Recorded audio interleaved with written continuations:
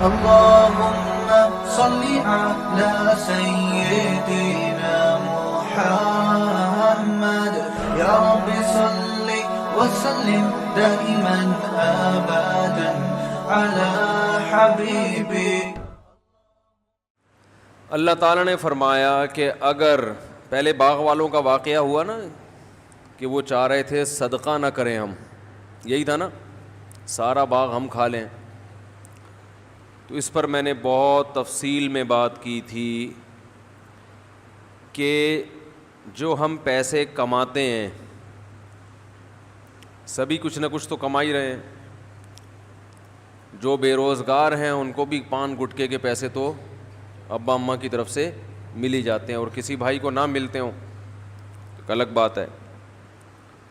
تو جو بھی ہم کماتے ہیں اس میں کتنا اسٹور کرنا، محفوظ رکھنا، یہ ضرورت ہے.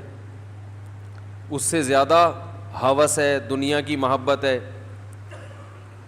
اور اس میں پھر بچوں کے لیے کس طرح سے کتنا چھوڑنا چاہیے، صدقہ کتنا، گھر والوں پہ کتنا. پھر جب اپنے اور اپنے گھر والوں پہ خرچ کریں گے تو کس چیز کو پہلے نمبر پہ، پھر کون سی چیز دوسرے نمبر پہ، پھر کون سی چیز تیسرے نمبر پہ. یہ سب چیزیں سمجھ میں آ گئیں؟ پوچھوں کسی سے تو بتائے گا کیا کرنا چاہیے. اسٹور کتنا کرنا چاہیے ذرا بتائیں. آپ کی جو ارننگ ہے، تنخواہ ہے، کتنا بچانا چاہیے 1 سال تک؟ اتنا بچاؤ کہ آج جاب جاتی ہے تو 1 سال تک آپ کسی کے محتاج نہ ہو. کیا مطلب؟ اگلے سال کا نہ بچاؤ، اگلے سال محتاج بن جاؤ. ہیں توکل کرو، کیونکہ پھر اگلے سے اگلے پھر تو بچاتے ہی رہو. پھر تو قیامت تک کے لیے اپنی اولاد کے لیے چھوڑ کے جاؤ. تو ایسا نہیں ہے بہت زیادہ 1 سال، سمجھ رہے ہیں؟ اس کے بعد یہ بہت اہم ٹاپک ہے نا، تو ایک دفعہ ریپیٹ ہو جائے اچھا ہے. پھر جو 1 سال تک اسٹور کرنے کے بعد، اچھا اس دوران کوئی صدقہ نہیں کرنا، بالکل بھی کرنا ہے بھائی تھوڑا بہت تو وہ تو کرنا ہی ہے، چلانا ہے، لیکن اسٹور اتنا کر لیں.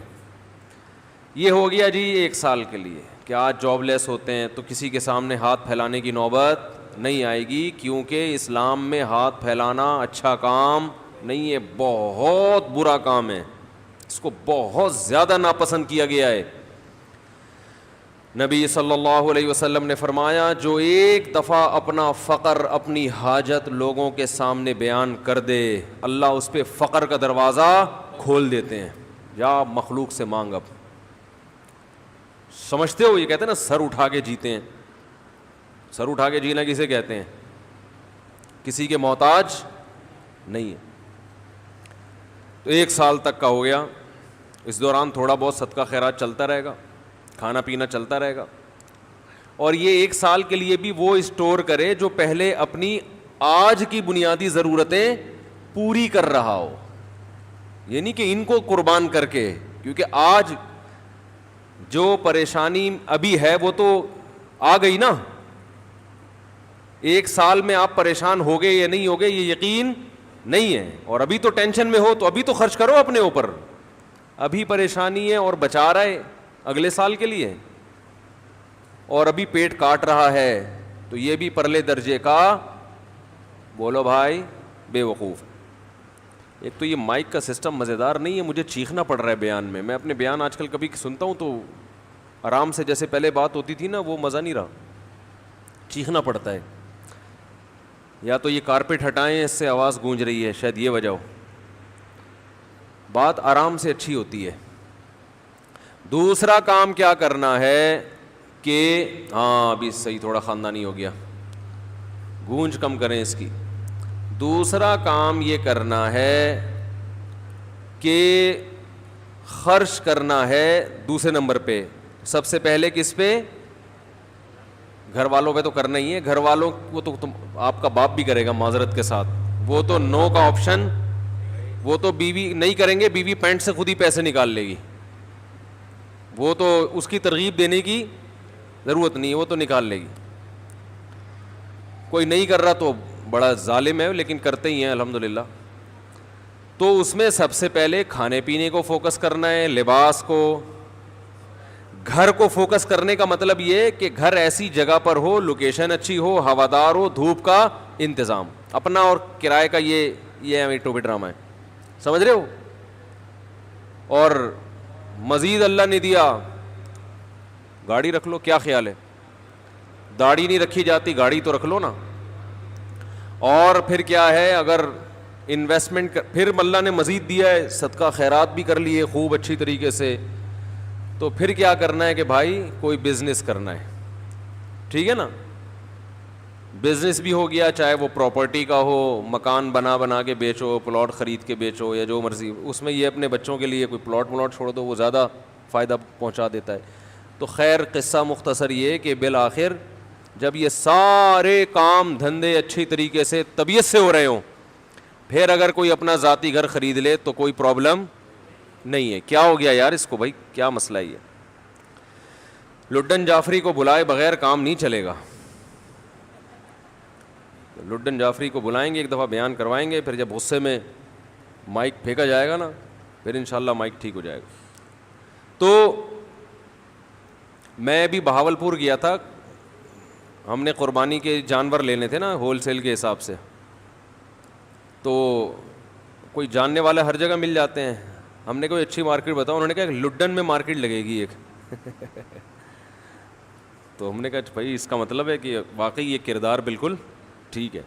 خیر, تو اللہ تعالیٰ نے کنجوسوں کی حالت کو بیان کیا کہ وہ باغ کا پھل کٹنے والا ہے, اور وہ کہہ رہے ہیں کہ کوئی مسکین تمہارے قریب نہ پھٹکے. یہ طبیعت میں کنجوسی کیوں پیدا ہو رہی ہے؟